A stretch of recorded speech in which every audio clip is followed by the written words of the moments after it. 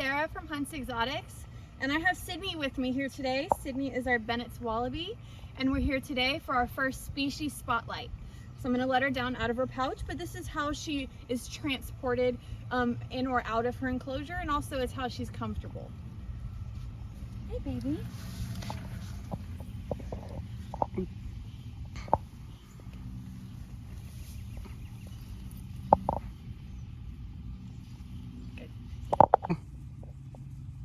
Alright, so we're going to answer some basic questions that we hear a lot about Sydney.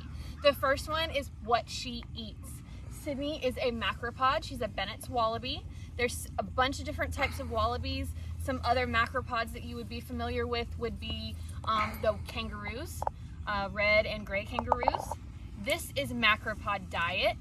It looks similar to a dog food. The brand that we use is Missouri. It is the brand that they make a lot of the exotic animal foods. So Sydney eats as much macropod diet as she wants. She also free feeds on any grass, bamboo, lemongrass, or ever-bearing mulberry that's out here in her enclosure. Okay. All right, and we're back with Sydney, and we're going to continue talking about some of the stuff, some of her diet. So when Sydney came to us, she was little. I think she was 4 pounds when we first got her.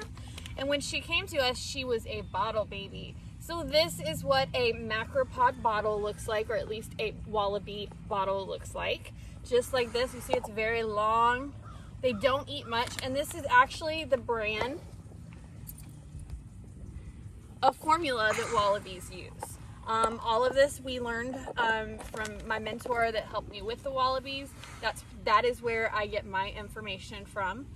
Let's see where else we're gonna go from there. Let's discuss the pouches.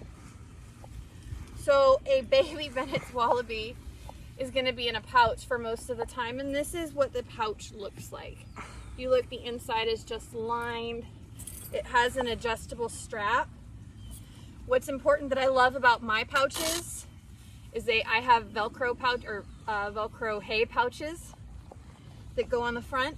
And when they're little, I actually ordered these. These are liners because when they're little, they have, they potty inside their pouch, and it's a lot easier to throw a bunch of liners in the washer than it is to throw full bags in. Finally, the thing that we hear all the time is, are wallabies a good pet? The answer is no. A wallaby is not a good pet for the normal family. A wallaby is a wild animal. Sydney is used to me, but even there I moved a little fast for her. There's licensing that's involved in having a wild animal. This license at a minimum requires a Class 3 license in the state of Florida through FWC, and I'm going to do a whole series of videos where we discuss what the classes mean and the requirements. And then, to be honest, the next step, if you had your Class 3, would be to work on getting your USDA, which is where we at Hunt's Exotics and Hunt's Exotics Foundation are. We're working on our USDA.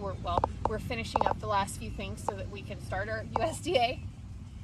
So the answer is no. A wallaby is not a good pet. They don't belong in apartments. They don't belong living in your city house.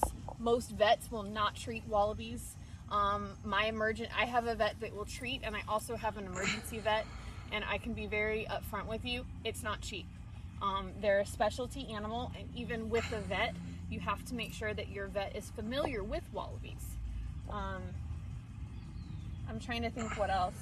As far as enclosure, we'll do a video tour of our enclosure coming up, but one of the most important things that we will always do is we will always keep our wallabies in an enclosure that has a net. You can pan up real quick, Reed, and back down to me.